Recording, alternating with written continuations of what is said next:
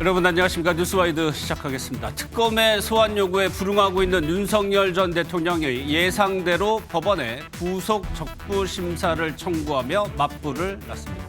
구속이 적법했는지 다시 한번 따져달라는 의미입니다. 피의자에 걸리지만 윤 전 대통령은 1차 때도 체포 적부심과 구속 취소를 잇따라 청구하면서 수사와 재판 절차에 문제를 제기한 바 있죠. 그리고 이 중에 구속 취소가 아시는 대로 받아들여졌습니다. 1차 때 희망을 다시 거는 걸 수도 있지만 법조계의 대체적인 분석은 이번에는 가능성이 좀 낮다는 점입니다. 특검도 세 번째 강제 구인에 나섰습니다. 또 가족과 변호인을 제외하고 접견을 금지시키면서 윤 전 대통령을 압박하고 있습니다. 어떻게 결론이 날지 먼저 살펴보도록 하겠습니다.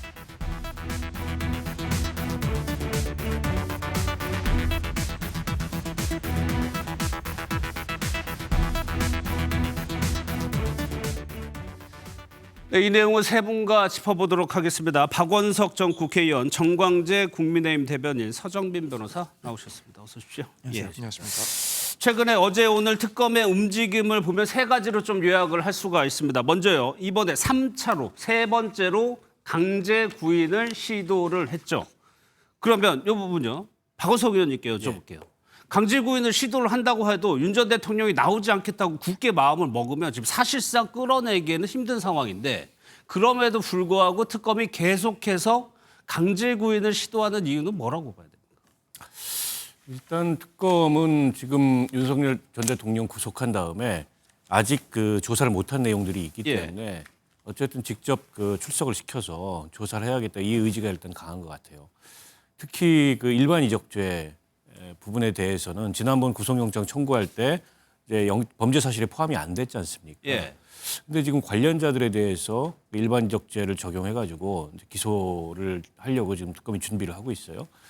그 대목에 대해서도 이제 직접 조사를 좀 해야 된다, 이런 생각인 것 같고, 무엇보다 지금 윤석열 전 대통령에 대한 여론이 굉장히 좋지 않습니다. 그것도 이제 특검은 동시에 읽고 있다고 생각하고요. 여론을 등에 업어서. 네, 그럼으로써 강도 높은 수사를 하는 모습을 어떤 그 전 대통령의 전 대통령 지위에 따른 어떤 특혜도 주지 않겠다. 근데 이런 그 단호한 모습을 좀 보이는 측면도 없지 않아 있는 것 같고요. 박근혜 전 대통령이 구속됐을 때 당시에도 박근혜 전 대통령이 출석을 거부했거든요. 그때 당시 특검에서 구치소로 찾아가서 방문 조사를 했던 적이 있었어요. 그랬죠. 근데 박 전 대통령은 그 방문 조사에 응했었습니다, 당시에. 근데 윤석열 전 대통령 같은 경우에 지난번 1차 구속됐을 때 당시 공수처에서 구치소로 방문 조사를 갔는데 그것마저도 응하지 않았습니다. 출석도 응하지 않았고. 그래서 방문 조사를 하더라도 응하지 않을 가능성이 높은 데다가 그것조차도 약간 특혜로 비춰질 수 있다는 점을 굉장히 특검은 의식하는 것 같고, 특검에서 브리핑할 때 김건희 여사 당시에 그 뭐 별관으로 불러가지고 조사했던 그걸 인용했어요. 그거하고 지금하고는 상황이 좀 다르긴 한데 그걸 인용해서 얘기하는 걸 보고서 특검이 상당히 그 여론의 시선을 의식하고 있구나, 이런 생각이 들었습니다. 또 하나 특징이요. 그전에는 윤석열 전 대통령이라는 표현을 좀 왕왕 썼습니다. 그런데 어제 공개 브리핑에서는 피의자 윤석열이라고 지칭을 했습니다. 그 부분을 유념해서 다시 한번 들어보도록 하겠습니다. 피의자 윤석열 또는 그 변호인은 1차 인치 지휘 후 현재에 이르기까지 특검의 문서 또는 구두 등 조사와 관련하여 어떠한 의사도 표시하지 않았습니다. 이에 특검은 피의자 윤석열이 조사 자체를 거부하는 것으로 평가하고 있습니다. 우리의 형사사법 시스템상 진술을 거부할지라도 조사는 이루어져야 합니다. 일단 어제 공개적으로 브리핑을 하고 단어 사용에 있어서도 서정빈 변호사, 일단 특검이 윤 전 대통령을 압박할 수 있는 모든 수단을 지금 쓰고 있다는 좀 느낌이 들어요. 네, 그렇습니다. 뭐 지금 호칭부터 시작을 해서 이때까지의 모든 일련의 과정들을 봤을 때 지금까지도 가능한 한 모든 방법을 통해서 윤 전 대통령에 대한 압박을 가하고 나아가서는 소환 조사까지도 실시할 수 있도록 그런 분위기를 만들기 위해서 최대한 노력을 하는 것 같습니다. 예. 사실 뭐 지금까지의 과정들을 보면 뭐 윤 전 대통령 그러니까 전직 대통령에 대해서 사실 일반 피의자와 사실상 차이 없이 차별 없이 상당히 수사를 진행해 왔지 않나 이렇게 평가를 해볼 수 있을 것 같습니다. 예. 뭐 예를 들면 일정 조율부터 해서 그 일정 조율 과정도 상당히 이제 순탄치가 않았습니다. 결국에는 특검 측의 주장이 거의 일관되게 유지가 됐었고 예. 뭐 출석 방식과 관련해서도 공개냐 비공개냐 여기에 대한 이견이 있었지만 그것 역시도 특검 측에서 주장을 했던 것처럼 공개적으로 진행이 됐었습니다. 뭐 그밖에 구체적인 수사 과정에서도 뭐 예컨대 과거의 경우에는 유력한 정치인에 대한 조사가 실시되기 전에는 뭐 차담 같은 걸 조금 진행을 하고 조사를 진행하기도 했었고 그런 점들을 비교해 보면 사실 그런 예우라고 해줄 수 있는 것들은 거의 없지 않았나. 오히려 일반적인 피해자보다도 더욱 좀 엄격하게 원칙을 적용했다라고 볼 수 있을 것 같습니다. 예. 그래서 뭐 이번 발표에서도 그런 점이 여실히 드러났던 것이다 이렇게 평가할 수 있을 것 같습니다. 3차, 그러니까 세 번째 강제 구인이 어떻게 결론이 날지는 아직까지는 모릅니다. 지금 2시까지 데리고 오라고 다시 뭐 지휘를 했지만 아직까지 왔다는 소식은 없고요. 또 하나요. 특검에서 접견을 제안을 했습니다. 이게 발단이 된 것이 모스탄 전 대사라고 해가지고요. 부정선거 음모론자로 알려져 있는 인물인데 이 사람이 접견하러 갔다가 그거를 금지시켰다는 겁니다. 먼저 이 모스탄 전 대사 영상부터 좀 보겠습니다. So many important institutions have. We saw so many indicators of a badly run election that needs to be corrected. And people can see for themselves the evidence leading to election fraud in a website called Election Fraud is a US problem, it is a Korean problem, and is a problem around the world. 보신 것처럼 주장하는 내용을 보면은 부정선거 음모론자입니다. 어떤 사람이냐면 한국계 미국인으로고요. 미국의 리버티대 교수라고 알려져 있는 사람인데 정광재 대표 일단요. 윤 전 대통령이 구치소로 다시 수감이 된 이후에 누가 접견을 가느냐라고 나온 언론 보도에서 유일하게 이 교수가 나왔었거든요. 그러면 윤 전 대통령은 왜 이 교수를 만나려고 했느냐거든요. 글쎄, 윤석열 전 대통령은 아직도 본인이 이 재판을 받는 과정에서 본인의 지지자들을 결집시키는 게 그 재판 과정에도 유리하게 작용할 것이다라고 기대를 하고 있는 것 같습니다. 탄핵 심판 때처럼요. 네. 근데 윤석열 전 대통령이 검찰에만 30년 가까이 있었고 예. 검찰총장을 지냈던 분이고 누구보다 법의 적용 원리에 대해서 잘 아는 분일 텐데 모스탄 이제 부정선거와 관련한 다양한 이 주장들을 하고 있단 말이에요. 예. 이 사람을 만남으로써 본인의 간접적인 메시지를 부정선거를 옹호하는 사람들에게 전달하고 싶은 거겠죠. 좀 근데 지금 모스탄 대사에 대해서 우리 국민들이 이렇게 많은 관심을 가질 필요가 있나라는 아주 근본적인 의문을 갖고 있습니다. 예. 이미 수차례 부정선거와 관련해서는 재판이 이루어졌고요. 예. 그 법원 판결에서 한 번도 부정선거와 관련한 어떠한 증거도 채택이 되지 않고 그렇죠. 인정된 게 없어요. 예. 근데 모스탄 대사라는 분이 미국에서 한국 선거에 대해서 외형적으로 드러나는 것 아니면 본인의 주장을 뒷받침해주는 다른 사람들의 의견만 듣고 어떻게 한국 선거가 부정선거다라고 이렇게 얘기할 수 있는지 예. 그런 주장에 또 우리 한국 국민들 중에 일부라도 동조할 수 있는지 그분을 저는 쉽게 이해하기가 어렵습니다. 예. 여튼 윤석열 전 대통령은 지금 특검 수사와 관련해서는 특검은 본인이 여론에 굉장히 유리하다는 점을 알고 있기 때문에 그 여론을 적극적으로 활용해서 추동력을 가지려고 하는 것 같고요. 반대로 윤석열 전 대통령 측도 마찬가지인 것 같아요. 본인에게 유리한 여론이 조성되면 결국에는 재판 과정에서도 지금의 흐름과는 다른 모습이 연출될 수 있다라는 기대감을 갖고 있는 것 같은데 예. 이 부분에 대해서는 쉽게 공감하기 좀 어려울 것 같습니다. 저도 뭐 이 사람이 이제 공항에 입국했을 때 그 사진을 보고 좀 깜짝 놀랐었는데 굉장히 많은 사람들이 공항에 몰려오기도 했습니다. 그래서 이 부분과 관련해서 접견 제안을 특검에서 했다는 거예요. 그럼 서정민 변호사님, 가족하고 변호인 외 제안을 했단 말이에요. 이게 일반적으로 적용되는 원칙입니까? 일반적으로 사실 흔히 볼 수 있는 그런 제한 조치는 아니긴 합니다. 일단 원칙상 가능하긴 합니다. 특히 사건에 대해서 여러 관계자들이 얽혀 있는 경우, 그래서 뭐 해당되는 구속된 피의자 외에도 공범들이 있어서 그 공범들과의 접견이 이루어졌을 때는 이제 증거 인멸을 할 우려나 혹은 도주의 우려가 있을 경우, 이때는 이제 일반인 접견 등을 제한하기도 하는데 예. 일단 뭐 통상적으로 흔히 쓰이는 그런 제한은 아닙니다.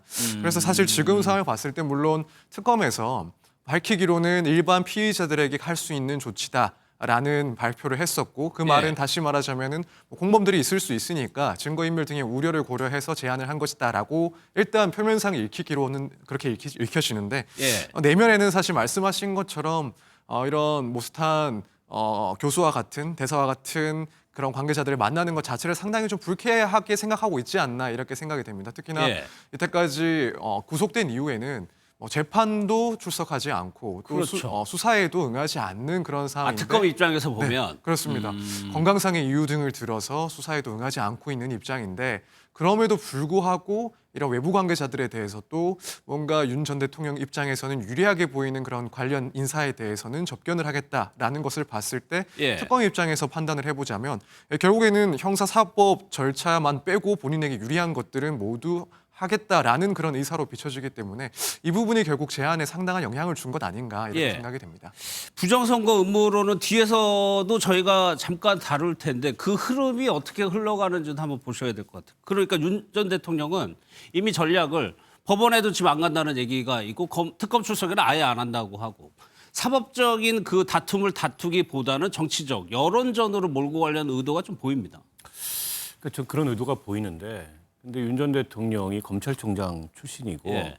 또 탄핵당했지만 대통령을 지냈고 본인 스스로가 법치주의를 굉장히 강조를 했었어요. 근데 정작 본인은 저렇게 형사사법 절차를 무시하면서 법 위에 서려는 모습을 보이는 것이 과연 전 대통령으로서 최소한의 국격을 고려했을 때 맞는 행동이냐. 예. 라는 점에서 지금 뭐 국민의힘 내부도 그렇고 지지층 사이에서도 저렇게까지 할 문제인가 이런 그 개탄이 나와요. 그런데다가 이제 본인한테 유리한, 그것도 굉장히 어떻게 보면 망상적인 자기 정당화죠. 부정선거 때문에 내가 계엄을 했다라고 이제 스스로의 일종의 이제 망상을 만들어내는 거 아니겠습니까? 예. 이제 그런 것에 유리한 사람은 저렇게 취사 선택해서 만나겠다라고 하니까 특검 입장에서는 당연히 그런 접견을 제안을 한 거라고 보고요. 근데 이제 윤 전 대통령이 좀 알아야 될 게, 여론이 결코 본인한테 이렇게 해서 유리할 게 없습니다. 예. 오히려 여론은 훨씬 더 악화되고 있고, 그렇다 보니까는 과거에 윤 전 대통령을 추종하던 사람들마저도 지금 다 등을 돌리고 윤 전 대통령한테 불리한 증언을 하는 거 아니겠어요? 예. 이게 이제 뭐 향후에 재판에 가서도 고스란히 누적이 될 텐데, 그러면 재판 결과 본인이 받게 될 형량이나 이런 데도 영향을 미칠 거 아니겠습니까? 그래서 이렇게 형사사법 절차에 불복하고 불응하는 게 결국 스스로 화를 초래하는 그런 결과를 가져올 거라고 봅니다. 예. 그러면 정광재 대변인, 국민의힘 지지층 사이에서 네. 이렇게 부정선거 음모론을 좀 묻는 지지층이 있을 테고 그렇지 않은 지지층이 네. 있을 거잖아요.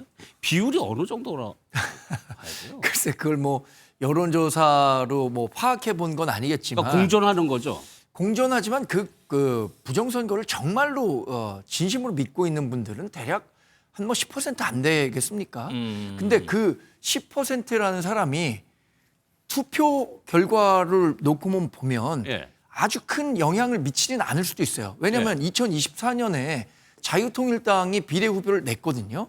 근데 3% 전국 득표율을 올려야 한 석을 얻을 수 있는데 자유통일당에서 한 석도 얻지 못했습니다. 예, 예. 근데 그런 분들이 조직화된 소수의 특성을 갖게 되는데 이분들이 목소리는 굉장히 큰 거예요. 이번에 모스탄 대사 입국 장면에도 누가 거기 가나 이렇게 싶지만 꽤 많은 분들이 그 자리에 그렇죠. 모이셨단 예. 말이에요. 이분들의 또 신념이 굉장히 아주 확신범이라는 생각이 들 정도로 굉장히 뿌리 깊습니다. 그게 우리 당이 지금 앞으로 나아가려면 결국에는 이 3%, 제가 아까 말씀드린 게 10%고 결국 표로 연결되는 건 3%도 되지 않는다고 했는데, 그러면 그 더 멀리에 있는 중도에 있는 사람들의 표를 가져와야 되는데 예. 이분들이 부담이 되기 때문에 지금 자체적으로 우리 당에서도 굉장히 어려움을 겪고 있는 거죠. 예. 최근에 뭐 전한길 씨를 초청해서 국회에서 우리 당 소속 의원이 간담회를 갖기도 했는데 이런 것들이 과연 우리 당이 외연 확장을 해서 다음 선거를 이기는 데 도움이 될 거냐? 예. 저는 뭐 개인적으로는 거기에 전혀 동의할 수 없습니다만 자꾸만 그 소소화된 사람들의 큰 목소리를 대변해야 한다라고 하는 사람들이 실제적인 정치 세력으로 있기 때문에 우리 당이 지금 굉장히 어려운 상황인 예. 건 맞죠. 전화기 15부는 뒤에서 다시 한번 짚어보도록 하겠습니다. 그러면서 동시에 이제 법적인 절차에 들어갔습니다. 예상대로 구속 적부심을 신청을 했는데 서정민 변호사님, 1차 때는 구속 취소 청구를 했어요. 이번에는 구속 적부 심사를 청구했습니다. 저희가 참 법률 용어로 참 많이 알게 되는데 왜 이거를 청구한 거죠? 두 가지 제도 유사한 점은 분명히 있습니다. 예. 이렇게 구속된 사람이 그 구속이 타당한지 여부에 대해서 불복하는 수단이라는 점에서는 동일한데 이제 언제 할 수 있느냐 그 시기적인 차이가 있긴 합니다.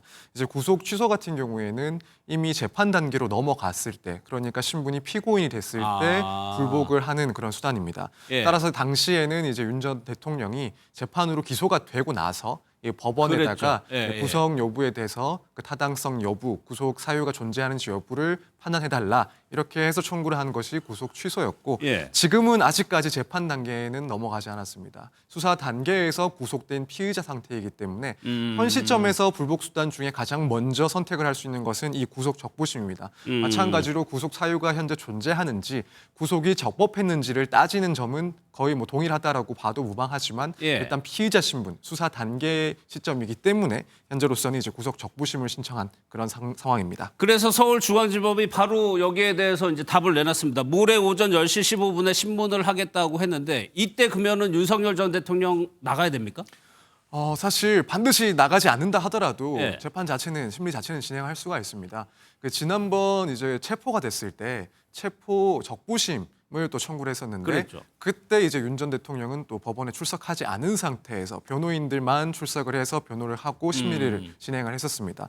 뭐 구속 적부심도 거의 유사한 제도이기 때문에 사실 윤 전 대통령이 과연 출석을 할지 혹은 불출석을 한 상태에서 심리가 계속될지 저도 조금 관심을 갖고 있었는데 예. 지금 변호인들의 입장을 들어보면은 일단 출석을 할 것이다라고 할 예정을 것이다? 그렇게 일단 입장을 밝힌 것으로 알고 있습니다. 그래서 직접 출석을 해서 결국 변론을 할 걸로 보이고 예. 아마 일단 뭐 가장 중요한 또 시기에 해당하기 때문에 직접 예. 출석을 결심하지 않았나. 지금 구속된 상황은 사실 수사 단계에서 윤 전 대통령이 예상할 수 있는 시나리오 중에서는 가장 최악의 상황이었기 때문에 예. 본인이 직접 출석을 해서 구속의 그런 적법성을 따지고 또 현재의 상태를 직접 진술로 표출을 하려고 하는 게 아닐까. 예. 그래서 출석을 하게 될 것으로 일단 보여지는 상황입니다. 그러면 박 의원님 출석한다고 하면 건강상의 이유로 못 나간다. 이거는 조금 좀 말이 좀 안 되는 걸로 돼 보이고 근데 이게 명확한 것 같아요. 윤 전 건강상의 대통령. 이유로 예. 특검의 그 소환에 응하지 않는다는 게 정당하지 않다는 게 이미 확인이 됐어요. 구치소 예. 측에서 검진을 했는데 뭐 건강상의 별 그렇게 이상이 회신했죠. 없다 이렇게 회신을 예. 했기 때문에 그 건강상의 이유로 나오지 않겠다는 게 정당하지 않은 이유였고요. 그냥 버티고 있는 거고 구속 기간이 있지 않습니까? 예. 어쨌든 기소 전에 최장 20일 동안 이제 구속을 해줄 수 있는데 지금 벌써 한 일주일이 지났어요. 그러네요. 남은 기간만 버티면 어쨌든 특검에 출석하지 않고 재판으로 넘어갈 수 있다. 이렇게 아마 윤 전 대통령은 판단을 하는 것 같고요. 근데 이제 국민들의 지금 정서는 예. 어쨌든 저렇게 전직 대통령이 게다가 검찰총장까지 지낸 사람이 법 집행에 불복하면서 마치 여전히 본인이 법 위에 있는 사람 것처럼 구는 거에 대해서 굉장히 지금 그 여론의 비판이 높아져 있고 예. 특검도 그걸 의식하고 있기 때문에 특검은 어쨌든 이 사안의 중대성이나 국민적 이 관심사를 고려했을 때 강제로라도 인치를 해서 구인을 해서 이제 조사실에 앉히려고 하는 요 아마 힘겨루기가 앞으로 예. 몇 차례 더 반복되지 않을까 싶습니다. 그래서 이제 구치소 강제 인치 얘기가 계속해서 이제 이어지고 있는 상황인데 이 부분도요. 지금 서울 구치소하고 특검하고 마치 책임 공박을 벌이는 양상으로 가고 있습니다. 이게 좀 구체적으로 서로 절차를 한번 따져봐야 될 것 같은데 구치소 측에서는 뭐라고 얘기를 했냐면 검사랑 수사관이 직접 구치소로 와서 강제 인치를 해달라고 했거든요. 근데 원칙적으로 검사나 수사관이 가서 윤 전 대통령을 직접 끌어낼 수가 있는 겁니까? 사실 이제 규정만 놓고 따지자면 원칙적으로 수용된 피의자에 대해서 뭐 구속영장 등을 집행하기 위해서, 그러니까 인치하기 위해서는 결국 검사가 지휘를 하고 그 집행은 이제 구치소에 있는 교도관이 집행하는 것이 규정상으로는 일단 원칙에 해당하긴 합니다. 예. 다만 이제 실제로 뭐 그렇지 않고 예를 들어 특검이나 혹은 수사기관에서 수사관이 구치소를 방문해서 그런 영장을 집행하는 게 뭐 불법이냐라고 묻는다면 또 사실 그걸 보고 뭐 불법이다, 위법이다라고 평가할 수는 없을 것 같습니다. 어디까지나 이 방식에 대해서는 뭐 예컨대 구치소 측의 협조가 있다라고 한다면 당연히 예, 수사관들이 직접 방문을 해서 인치에 좀 집행까지도 할 수 있다라고 보는 게 맞지 않나 일단 이렇게 생각이 듭니다. 예. 결국에는 지금 이런 이야기가 나오는 것이 아무래도 구치소 측이나 혹은 특검 측이나 이 전직 대통령에 대해서 구속되어 있는 그런 전직 대통령을 실제 장소 이동을 시키기 위해 물리력까지 행사하는 것이 현실적으로는 상당히 부담이 되기 때문에 예. 이런 지금 논란 그리고 공방이 계속 이루어지고 있는 건 아닌가 이렇게 생각을 하고 있습니다. 정광재 대변인은 이 현상을 좀 어떻게 보고 계세요? 일단 윤석열 전 대통령은 특검 수사에는 응하지 않겠다는 생각을 확실히 갖고 있는 것 같아요. 예. 특검이 하고 있는 모든 수사는 이미 방향을 정해놓고 기소의 수순으로 가고 있다. 자기가 어떤 이야기를 한다고 하더라도 그것에 대한 빌미만 제공할 뿐이지 결론은 정해져 있다라고 생각하기 때문에 특검에서 요청하는 모든 수사 협조에 대해서 비협조적으로 나선다고 보고요. 그 물리력을 동원해서 윤석열 전 대통령을 구치소에서 데려오겠다. 이것은 전 뭐 현실적으로는 어렵다고 봅니다. 예. 과거에 전례가 없었던 것도 아니죠. 그러니까 이 전례가 없었다는 말씀을 제가 왜 드리냐면 박근혜 전 대통령도 특검 수사에 응하지 않았기 때문에 특검이 구치소에 와서 수사를 한 적이 있기 때문에 당시에 이 특검을 이끌었던 분이 그 윤석열 전 대통령이잖아요. 예. 그러니까 그런 전례 등을 고려해서 자기도 그런 이렇게 조사에 응하겠다라고 하고 있는 건데 특검이 그것을 받아들이지 않을 것이라는 것도 잘 알고 있는 것 같아요. 결국에는 윤석열 전 대통령은 특검 수사에는 응하지 않겠다. 그러니까 재판으로 바로 가서 재판에서 법리적인 쟁점을 다루겠다라는 생각을 윤 전 대통령이나 변호인단 측이나 확실히 예. 갖고 있는 것 같죠. 그러면은 실제로 그 구속 적부심이 이제 모레하게 되면 그동안의 특검 수사가 멈추거나 중단되는 건 아니죠. 네, 일단 법적으로는 진행을 할 수가 있긴 합니다. 예. 다만 실질적으로는 진행이 사실상 중단되지 않을까. 특히 아, 그래요? 이제 윤 전 대통령에 대해서 뭐 대면 조사는 더더욱 불가능한 상황이 되지 않을까라고 생각됩니다. 그래서 뭐 외부적으로 이제 다른 관련자들에 대해서 조사를 진행한다든가 혹은 뭐 관련된 증거들을 확보하고 하는 수사 등은 당연히 진행할 수 있긴 하지만 예. 아마 이제 윤 전 대통령 측에다가 다시 소환 요구를 했을 때 분명히 윤 전 대통령 측에서는 이 구속의 적법성 여부를 따지기 위한 절차를 준비하고 있으니까 아, 명분이 하나 생긴 수석을 거군요. 할 수가 없다라는 입장을 내놓을 거고 그렇다면은 일단 그 주장 자체로도 분명히 일리가 있기 때문에 예. 특검 측에서는 그때 뭐 강제적인 소환 절차를 진행하는 것은 조금 더 부담스러운 상황이 되어 있지 않을까 생각이 듭니다. 그래서 일단 곧 구속 적부 심사가 진행이 되고 결정이 되기 전까지 윤 전 대통령에 대해서 직접적인 조사를 시행하는 것은 좀 상당히 어렵지 않나 이렇게 생각하고 있습니다. 그러면 이 가능성은 서 변호사님 뭐 개인적인 의견입니다만 가능성은 어떻게 보세요? 구속 적부심의 결론을 지금 예상을 조금 해보자면 개인적으로는 뭐 기각될 가능성이 훨씬 더 높다라고 보여집니다. 일단 예. 윤 전 대통령 측에서 주장을 할 만한 사유는 결국 구속이 부적법하다. 구체적으로는 예를 들어 이번 구속은 재구속 원칙을 위반했다라는 주장을 할 수가 있습니다. 이 예. 주장은 현재 진행 중인 재판에 있어서도 주장을 했던 걸로 알고 있는데 요지를 말씀드리자면 이미 내란 혐의와 관련해서 구속이 됐다가 석방이 되었다. 그런데 이 같은 혐의에 대해서 석방이 된 사람에 대해서 다시 한번 구속을 하기 위해서는 새로운 중요한 증거가 필요한데 그러한 증거는 확보되지 없었다. 않았다. 따라서 이 구속은 부적법하다라는 주장을 할 걸로 보입니다. 다만 이제 여기에 문제점은 같은 사유로 구속이 되었다라고 평가를 하기는 힘들기 때문에 이 예. 주장 자체는 조금 무리다라고 생각이 들고 뭐 그밖에 특검 자체의 위헌성도 주장을 할 걸로 보입니다. 예컨대 이 특검 수사의 대상이 너무나도 광범위하기 때문에 피의자의 그런 방어권을 침해하는 또 명확성의 원칙을 해하는 규정이다. 따라서 이 특검 법 자체가 위헌이다라는 주장도 하긴 할 거지만 예.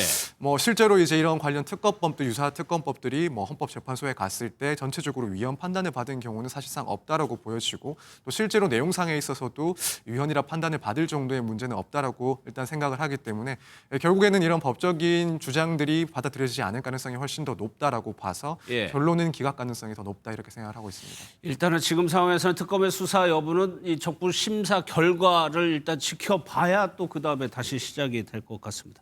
이제 다른 특검팀에서도 주변 조사 계속하고 있죠. 이번에 순직해본 특검팀에서 이른바 그 VIP 경로설과 관련해서 참석자들의 진술들이 하나씩 나오고 있습니다. 영상을 좀 먼저 보겠습니다.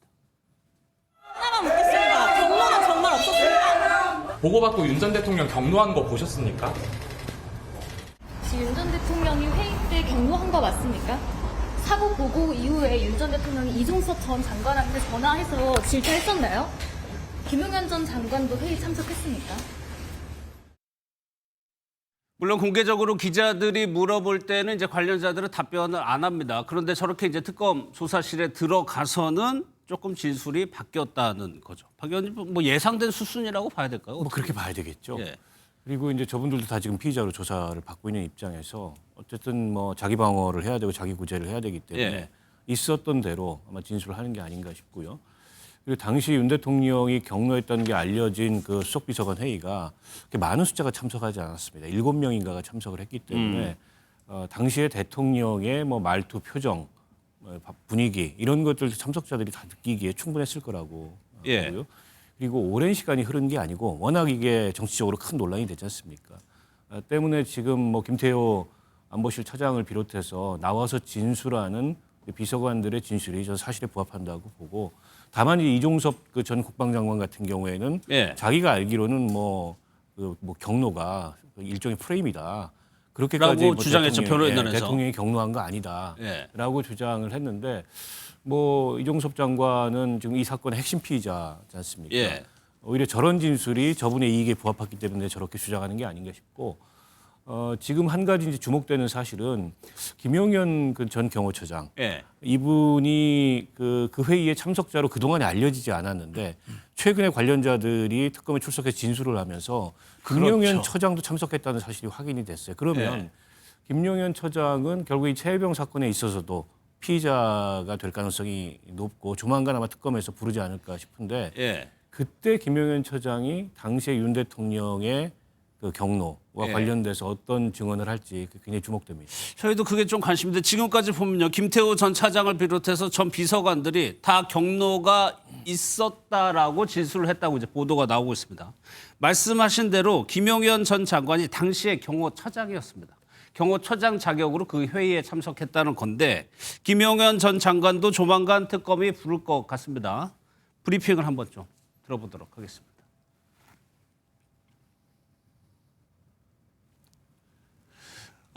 순직해병 특검보가 김용현 전 장관이 회의에 참석했다는 진술을 확보했기 때문에 특검에 이제 소환을 할 거라는 얘기입니다. 그러면 김용현 전 장관, 정관재 대변인, 김용현 전 장관이 지금까지 누구보다도 윤 전 대통령과 한 몸처럼 같이 진술을 해왔던 인물이라는 점에서 네. 김용현 전 장관까지 진술을 바꾼다면 윤 전 대통령에게는 치명상이 될 수도 있거든요. 근데 지금 7명의 회의 참석자 가운데 윤석열 대통령을 제외하고 3명, 절반이 경로가 있었다는 것을 증언하고 있습니다.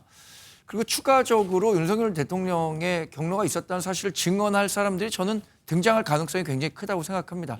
이미 일종의 죄수의 딜레마 같은 게 나오는 거죠. 옆에 있는 사람은 분명하게 경로가 있었다는 사실을 증언하고 있는데 당신은 왜 그렇게 생각하지 않느냐. 네, 언론 보도를 통해서 알겠죠. 이제. 그렇죠. 예. 그리고 사실 이것은 경로가 있었느냐 없었느냐의 문제가 아니라요. 특검이 규명할 것은 그 경로를 바탕으로 해서 수사의 외압이 진행됐느냐 안 그렇죠. 됐느냐 그게 핵심이죠. 이거거든요. 예. 사실 회의를 하면서 참기가 생각하는 방향으로 진행되지 않을 때 의사결정권자의 입장에서 좀 질책하거나 화를 내거나 오히려 더 나아가서 뭐 경로를 할 수도 그럴 수 있는 있죠. 거죠. 예. 그러나 그것이 이 수사 결과에 영향을 줄 정도의 영향력 행사, 그러니까 권력이 남용이 됐느냐 이 부분에 집중돼야 되는 것이기 때문에 지금 경로는 그런 정황을 높이는 것뿐이지 결정적인 법적인 증거가 될 수는 없는 거죠. 예. 다만 이 경로가 과거에는 없었다는 그 증언들이 다 대부분이었는데 그 정황을 높이는 윤석열 대통령이 크게 화를 냈기 때문에 밑에서 알아서 뭐 표현이 좀 그렇습니다만 알아서 긴 건지 예. 윤석열 전 대통령이 자신도 법조인이기 때문에 이것에 대해서 책임을 사단장에게까지 물을 정도면 내가 군 통수권자로서 어떻게 이 군을 통수할 수 통할할 수 있겠느냐 예. 이런 문제를 제기한 건지 이건 특검이 규명해야 할 내용이라고 생각합니다. 예. 그러니까 윤 전 대통령이 화를 내서 무엇이 바뀌었느냐, 이 바뀌는 과정에서 어떤 잘못이 있었느냐가 수사 대상인데 기존에는 경로 자체가 없었다고 얘기하니까 특검에서 거기까지는 이제 간 거예요. 그러니까 이종섭 전 장관의 변호인이 얘기한 논리는 그 화를 내는 것이 정당한 화였다는 주장이거든요. 그러니까 그 부분이 일단 이 팩트가 확인된 다음에 그 부분이 특검이 수사될 부분이죠. 이 화를 내서 어떻게 됐느냐? 네, 그렇습니다. 이제 앞서 말씀을 해주신 것처럼 사실은 이런 경로가 있었는지 화를 냈었는지 여부는 결국에는 이후에 그것이 수사 외압의 동기가 됐는지 예. 실제로 수사가 외압을 받고 그 지시는 뭐 대통령실에서 나왔다는 건지 이런 부분을 확인하기 위한 이제 원동력 혹은 수사의 단초가 될 수 있는 지점입니다. 따라서 지금 이 부분 실제 어느 정도까지 뭐 지시가 있었고 그 전에 회의에서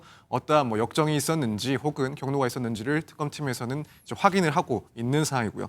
그래서 지금 아무래도 이 부분에 대해서는 충분히 어느 정도 입증이 됐지 않나, 이 경로가 있었다 혹은 뭐 화를 냈다라는 부분에 대해서는 어느 정도 상당히 입증이 된 수준에 이르지 않았나 이렇게 생각이 듭니다. 예. 지금 앞서 설명을 해주신 것처럼 당시에 이제 회의에 참석했다는 주요 인사들 그리고 뭐 윤 전 대통령의 측근이라고 불릴 수 있는 이들이 어쨌든 당시에 윤 전 대통령이 경로를 한 것이 사실이다라고 진술을 해왔고 물론 이전의 진술이 변경된, 번복된 것이긴 하지만 충분히 그러한 동기가 있다라고 평가를 할 수밖에 없을 것 같습니다. 예. 당시에는 현직 대통령에 대해서 이런 불리한 진술을 하는 것 자체가 무척 어려웠을 수가 있고 현 시점에서는 이제 그러한 제약이 없는 상태이기 때문에 지금의 진술이 일관되어진다고 한다면 신빙성을 상당히 높게 평가를 받을 겁니다. 예. 그래서 지금 상황에서 비교했을 때 결국 이 경로설은 실체화가 되고 있는 상황이다. 그리고 이걸 토대로 해서 이제 외압설에 대해서 구체적인 실체를 파악하기 위해서 수사가 진행될 것이다. 이렇게 볼 수 있을 예. 것 같습니다. 그거를 보완하기 위해서요. 특검팀이 오늘 박정훈 대령을 참고인 신분으로 좀 불러가지고 얘기를 들어보는 것 같습니다. 그 얘기까지 듣고 넘어가도록 하겠습니다. 그럼 김태우 차장이 좀 1년 만에 경로서 인정하는 방향으로 좀 진술을 바꿨는데 여기에 대해서 좀 어떻게 평가하실까요? 결국은 진실은 다 밝혀지고 사필 규정이라고 생각합니다. 그 경로가 시작점이니까요. 이제 그 부분이 설이 아니라 사실로 규명이 됐으니까 이제 모든 것들이 다 제대로 다 밝혀지고 정리될 거라고 생각합니다. 들으신 대로 경로설이 아니라 사실이다라고 박정훈 대령이 얘기했습니다. 김건희 여사 특검팀도 속도를 내고 있는데 이제 공천 개입 의혹입니다. 여기에 핵심적인 인물이죠. 강혜경 씨가 오늘 출석을 했는데 무언가를 굉장히 많이 들고 나왔어요. 그러면서 우리가 알만한 인물들을 콕 집어서 얘기를 했습니다. 한번 들어보겠습니다.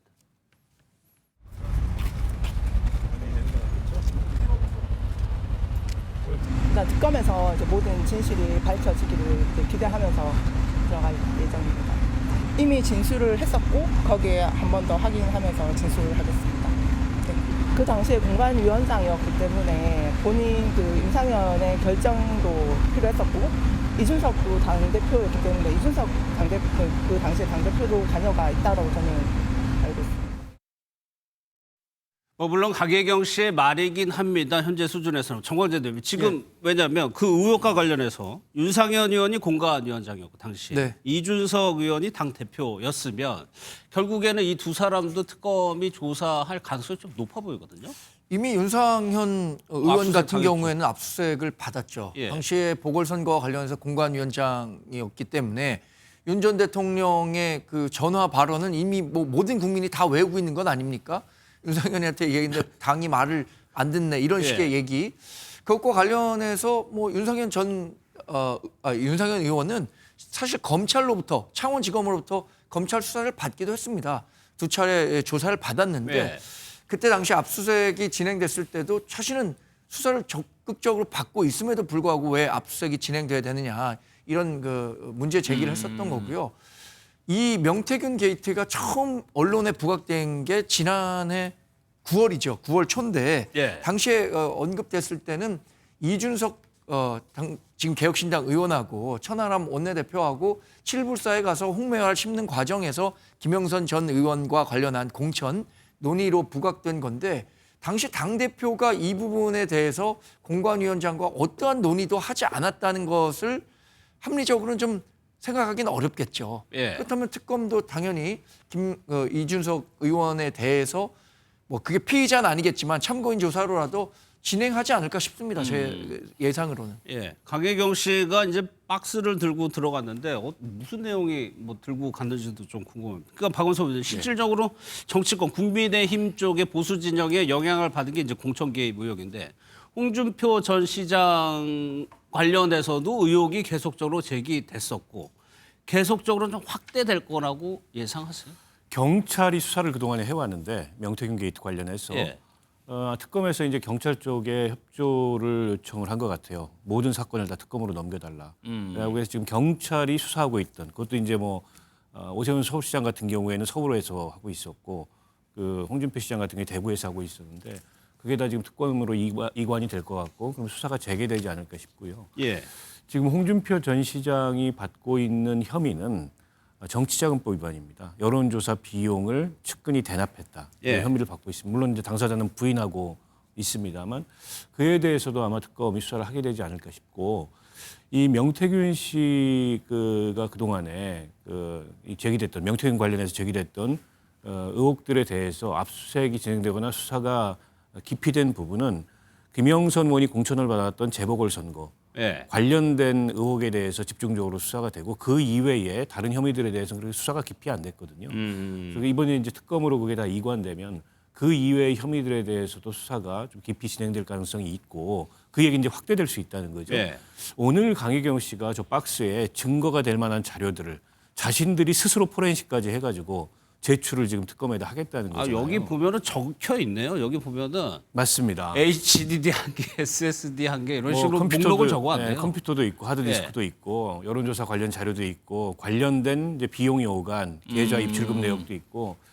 근데 요거는 이제 기존에 검찰이 압수수색에서 확보하지 못했던 그런 이제 증거가 될 만한 자료들이어서 저걸 제출하게 되면 저 증거 능력을 특검이 인정하게 된다면 수사 범위가 더 넓어지지 않을까 이렇게 예상합니다. 예. 여기 이미 제출 자료라고 해가지고 그 박스 앞에다가 프린트아웃을 해가지고 이렇게 적어왔어요. 강혜경 씨 뭐 계좌 내역 및 정리 자료, 또 김영선 전 의원이 사용한 부분 휴대전화 한 대 해가지고 이미 제출 자료라고 해가지고 이제 들고 이제 특검에 들어갔습니다. 또 하나 부분이 저희 MBN이 이제 단독으로 취재한 내용인데 뭐 요약하면 이런 얘기입니다. 일부러 윤석열 전 대통령의 지지율을 낮춘 정황이 파악이 됐다는 건데 이 내용만으로도 서 변호사님 이게 문제가 될 수 있는 부분입니까? 네, 그렇죠. 사실 여론조사를 조작했다라는 것은 뭐 임의로 누군가를 특정하게 유리하게 만들기 위해서 부풀리는 방식도 가능하겠지만 또 한편으로는 낮추는 방식도 뭐 의도에 따라서는 조작이 될 수 있다. 당연히 조작이라고 일단 생각이 됩니다. 지금 말씀하신 내용을 보면은 이 당시에 일부러 조금 튀어 보이지 않게 하기 위해서 이제 윤 전 대통령의 그 지지율을 낮췄다. 그렇게 조작을 했다라는 내용이 나오고 있는 걸로 보입니다. 그리고 그 이유는 사실 아까 방금 말씀드린 것처럼 너무 조사가 튀게 나오면은 또 이 부분 의심을 받을 수가 있기 때문에 일부러 이런 식으로 조작을 했다라는 건데 사실 어떻게 보면은 더욱더 친밀하게 이런 여론 조작을 했다라는 그런 정황 증거가 될 수 있다라고 생각이 듭니다. 그래서 이 부분 역시도 사실이 확인이 된다라고 한다면 마찬가지로 여론조사 조작의 그런 의혹들이 더욱 짙어지는 점이다 생각해 볼 수 있을 것 같습니다. 근데 저는 말 한마디만 붙이자면 이 사안과 관련해서는 명태균 씨가 과연 여론 조작과 관련해서 본인이 주범인 건지 아니면 윤석열 전 대통령이 그때 당시 후보였으니까 전 후보 측에서 이렇게 조작해 달라라는 지시란 건지 아니면 본인이 정말 이 자료를 갖고 가서 윤 전 대통령 측에 잘 보여야 되니까 그런 동기를 갖고 한 건지 이 부분과 관련해서는 명태균 씨도 자유로울 수 없다고 생각하거든요. 이런 여론 조작은 불법이죠. 이것에 대한 당연한 징계가 있어야 하는데 그 여론 조작이 어떻게 이뤄진 것인지에 대해서는 전 특검이 어떤 정치적 편향성을 갖지 말고 수사해야 한다고 생각합니다. 알겠습니다.